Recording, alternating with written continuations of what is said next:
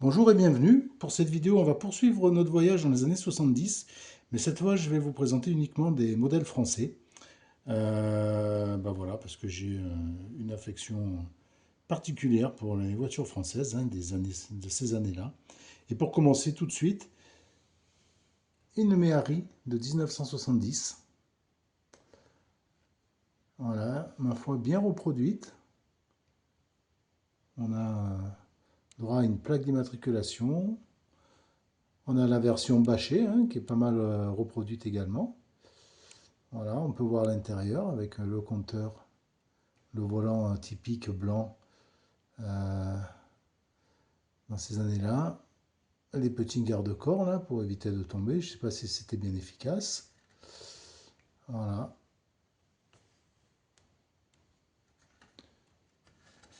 dans une jolie teinte orange. Encore une fois, hein, c'était la mode à l'époque. Elle est ma foi bien reproduite. Voilà, une voiture qui avait été présentée en mai 68 au moment des fameux événements, mais qui a quand même fait une jolie carrière jusque dans les années 80, je ne sais plus combien, 83 ou 84 je crois. Voilà, avec des versions très diverses, hein, y compris des 4x4. Voilà pour cette jolie Méhari. Ensuite, je vais enlever la boîte. Là, on est sur un modèle de chez Renault. Alors, je vais enlever la boîte. Voilà, donc là, alors elle est encore sous blister, hein, donc je ne pourrais pas la sortir. Donc la Renault 17 TS, alors c'est pas un fait exprès, elle est orange aussi. Mais voilà, encore une fois, hein, c'était comme ça à l'époque. Alors celle-ci est aussi très très bien reproduite, hein, avec des détails sympas. La face arrière, hein, donc on a le logo Renault 17 TS, les feux arrière rapportés, la plaque d'immatriculation, voilà, les jantes style Gordini, les fameuses aérations typiques de ce modèle, qu'on n'avait pas la R15. Voilà, on peut voir, on peut apercevoir l'intérieur avec des beaux sièges marron, beige. Voilà, à l'avant également, hein, vraiment, on reconnaît bien. 44 phares ronds, les clignotants sous le pare-choc. Voilà, et un toit en vinyle, hein, aussi à la mode dans ces années-là.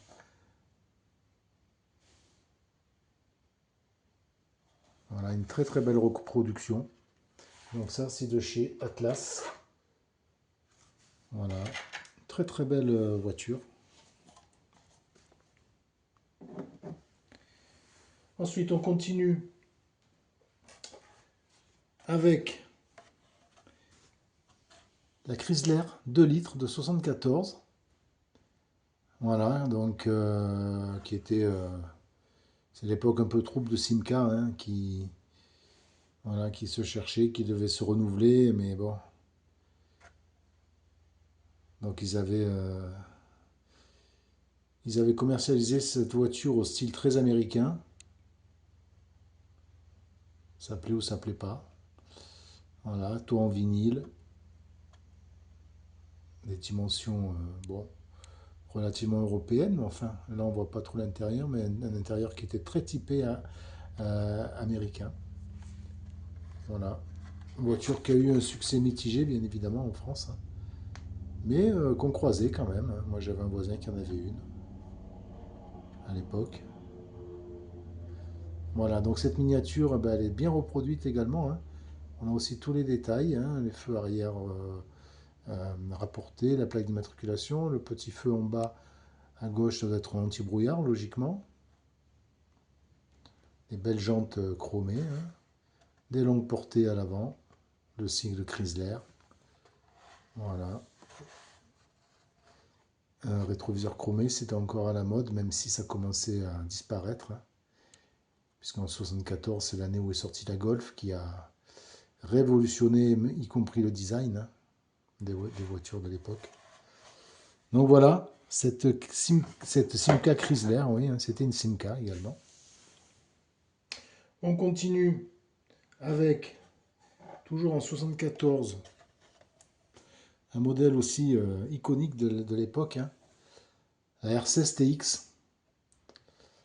Voilà, le modèle haut de gamme hein, de la R16, avec un 1600 me semble-t-il, qui faisait 93 chevaux, 96 chevaux, je ne sais plus.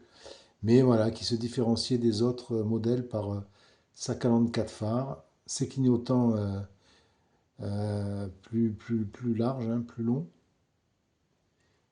ses jantes, toujours le même style Gordini hein, de l'époque, des belles teintes métallisées, un aileron à l'arrière, un essuie-glace.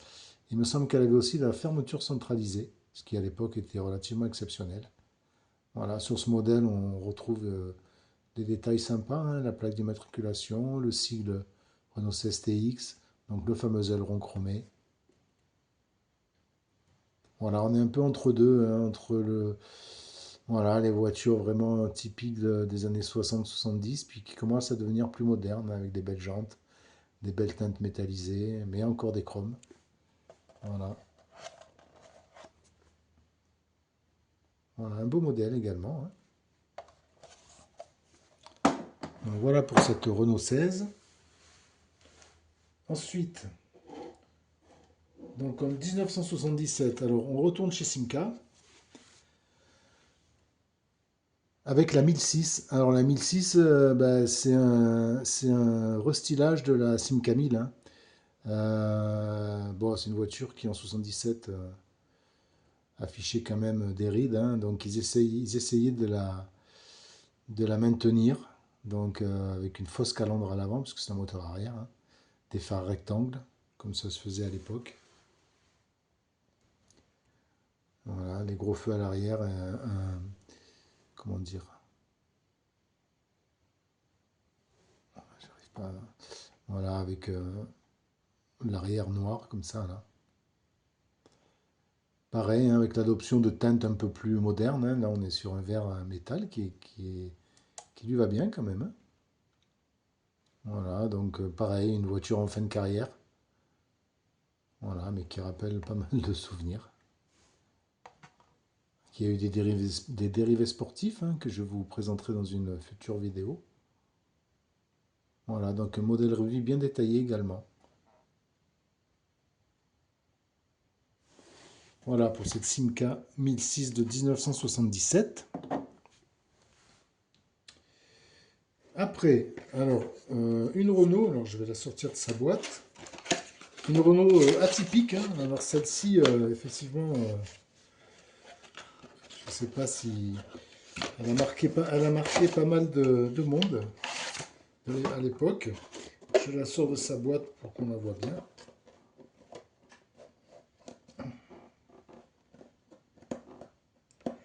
Bon, j'y arrive pas. Alors, cette Renault, ben, c'est la R5, le Carvan, donc de 79. Voilà, donc un véhicule qui avait été calqué sur la version américaine en fait de la R5. Puisque la R5 s'est vendue aux États-Unis, pas très bien, mais elle s'est vendue. Et donc, bah, la mode des années 70, avec le hublot à l'arrière qu'on retrouvait souvent sur les vannes. Voilà, noir comme ça. Je sais que l'intérieur était aussi spécifique. Je crois qu'il était capitonné. Enfin voilà, il y avait, voilà, regardez la roue de secours sur le coffre à l'arrière. La vitre en forme de hublot aussi sur l'arrière. Et puis, voilà, la plaque d'immatriculation carrée. Vraiment un modèle hyper atypique, mais sympa, hein, vraiment qui rappelle une époque où les constructeurs osaient faire des choses sympas. Voilà, elle avait un toit ouvrant aussi. Voilà, là on voit bien les spécificités du modèle. Je suis désolé pour les reflets. Voilà. Avec une antenne hein, sur le toit au plein milieu, comme ça. Alors, il fallait oser quand même sortir ça à l'époque, hein. Voilà donc voilà pour cette Renault 5 version américaine. Et pour le dernier modèle, eh ben, un petit retour chez Simca. Simca qui était très prolifique dans les années 70. Voilà, avec cette Simca Horizon Jubilé. Alors, modèle haut de gamme à l'époque hein, de l'Horizon. Bien équipé avec une teinte, une peinture en deux teintes. Hein, gris et puis je sais plus quoi. Voilà, l'Horizon qui a été aussi un grand succès hein, de Simca, un des derniers modèles. Voilà. Bien détaillé également, hein, avec la plaque d'immatriculation, les feux, les marquages du modèle. Voilà, des jantes en alu, peinture métal comme je disais. Voilà, une voiture sympa aussi.